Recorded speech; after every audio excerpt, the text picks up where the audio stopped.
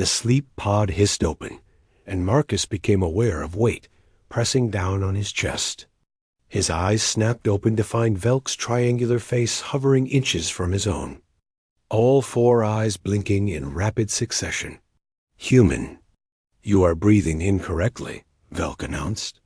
His translator device crackling slightly. Marcus groaned. 3 months sharing quarters on the mining station Epsilon 7. And a Kralian still hadn't grasped the concept of personal space. "Velk, get off me. Your respiratory rhythm changed during your rest cycle. I detected irregularity. This required immediate investigation. It's called dreaming. Now please move before I demonstrate what human panic looks like." Velk's spindly limbs retracted as he scrambled backward, landing in a crouch on the opposite bunk. His exoskeleton gleamed under the dim lighting, chitinous plates shifting as he tilted his head. Dreaming, yes, the neurological phenomenon where your brain creates false scenarios during unconsciousness. Highly inefficient. Kralian sleep involves complete neural shutdown. Marcus sat up, rubbing his face. "Yeah, well, humans are inefficient. You've mentioned it about 40 times this week. 43 times. I maintain accurate records." The morning alarm chirped, and Marcus shuffled toward the shared hygiene station. Through the porthole, Epsilon 7's primary cargo bay sprawled below, a maze of conveyor systems and processing units. 300 beings from 17 species worked the station, harvesting rare minerals from the asteroid belt. Humans were the newest additions to the Galactic Trade Union, still proving themselves worthy of the partnership.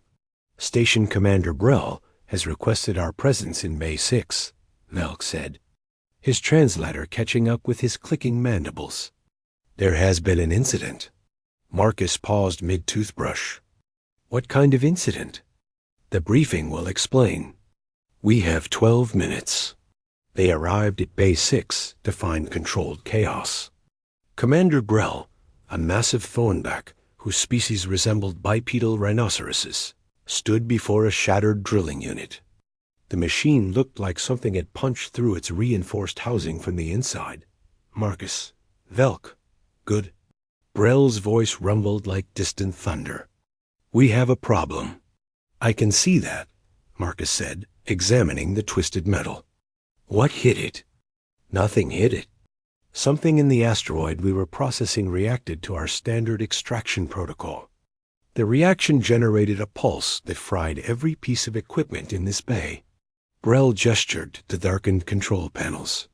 "We lost 6 hours of productivity. The union representatives are demanding answers." Velk skittered forward, his sensory antennae twitching as he inspected the damage. The mineral composition of that asteroid section was unusual. "I flagged it in my report 3 cycles ago." "Your report said unusual, not dangerous," Brell countered. "On Kralia, unusual automatically implies potential danger. We assume competence in our colleagues." Marcus stepped between them before the argument escalated. "Can we get a sample of whatever caused this? If we understand the reaction, we can prevent it from happening again." Brell's eyes, small and dark beneath heavy brow ridges, fixed on Marcus. "That's why you're here. Human problem-solving has proven valuable, despite your species' limited time in the Union. But we need results quickly. If we cannot resume operations safely, the Union may decide this partnership was premature." The weight of that statement settled over Marcus.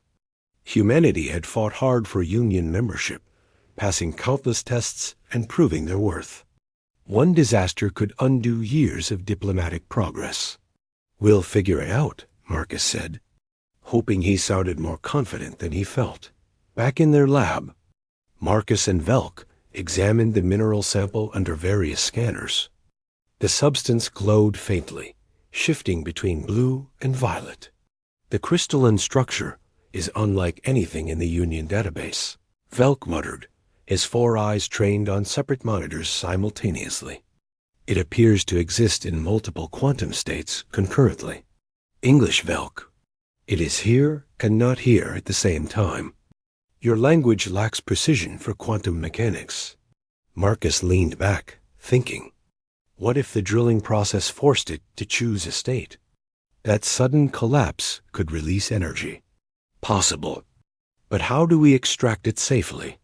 They worked for hours, running simulations and testing theories. Velk's methodical Crowleyan logic, combined with Marcus's intuitive leaps, created an effective partnership, despite their differences. As the station's night cycle began, they had a hypothesis. We need to stabilize the quantum state before drilling, Marcus explained to Brel the next morning. A specific frequency of electromagnetic radiation should lock the crystal into one state without triggering the reaction. Brel's nostrils flared. Should? Will, Marcus corrected. Probably. 90% certain. 93.7%, Velk added. I ran the calculations 4 times. Brel considered this. The Union observers will be watching. If this fails, they will recommend suspending human Crowleyan teams. Then it won't fail, Marcus said. They prepped Bay 6 carefully, installing the specialized emitters Marcus had designed. The other workers watched from behind protective barriers as Marcus and Velk approached the unstable mineral deposit. Marcus's hands were steady, but his heart hammered against his ribs. Engaging frequency, Velk announced, activating the emitters. The crystals blazed with light, then settled into a steady blue glow. Marcus held his breath as the drilling unit approached, its bit spinning. The moment of contact seemed to stretch forever. Then the drill bit through smoothly, extracting a perfect core sample. No explosion. No energy pulse. Just clean, efficient mining. The bay erupted in shears from a dozen different species, each celebrating in their own way. Brel approached, his massive hand landing on Marcus's shoulder with enough force to make him stumble. Excellent work. Both of you. The Union observers, a trio of amphibious Quellen, examined the results with their tablet-like devices. The lead observer's translator crackled to life. This technique shows promise. We will recommend continued human-Crowleyan cooperation. The innovation displayed here suggests both species bring valuable perspectives to Union operations. Relief flooded through Marcus. They had done it. Humanity's place in the Union was secure, at least for now. That night, Marcus returned to their quarters exhausted. He collapsed into his bunk without bothering to change. Sleep came quickly, and with it, dreams of home, of Earth's blue skies and green forests. He woke to find Velk perched on his chest again, all 4 eyes blinking down at him. Human, you are breathing incorrectly. Marcus started to protest, then stopped. Velk's head was tilted at an odd angle, and his antennae were quivering. Velk, what's wrong? I do not understand. Today, we succeeded. We solved the problem. We secured both our species positions in the Union. This should produce satisfaction. It does. Doesn't it? I feel something else. An uncomfortable sensation. I reviewed your behavioral patterns and identified a similar state you call worry. Velk's mandibles clicked rapidly. I am experiencing worry about future challenges, about failing next time. This is highly inefficient. Marcus sat up slowly, careful not to dislodge his roommate. Welcome to having emotions, buddy. They're messy and irrational and make everything more complicated. This is terrible. How do humans function like this constantly? We manage. And having someone to talk to helps. Marcus paused. Is that why you're here? You were worried and came to check on me? Velk's exoskeleton plates shifted in what Marcus had learned to recognize as embarrassment. Your irregular breathing suggested distress. I thought perhaps you were also experiencing inefficient emotions. I was dreaming about home. Missing it, I guess. Missing. Another inefficient emotion. Yeah, but it reminds us what we're working for. who we care about.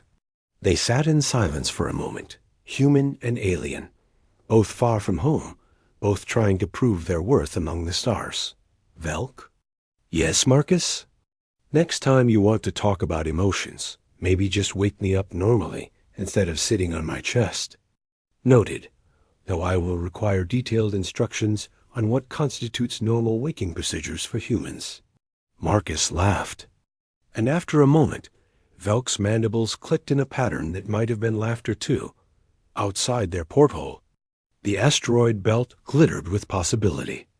Tomorrow would bring new challenges, new chances to prove that different species could work together despite their differences. But tonight, in the small shared space of their quarters, two very different beings had discovered something the Union's databases couldn't quantify. Friendship, it turned out, was the most efficient solution of all.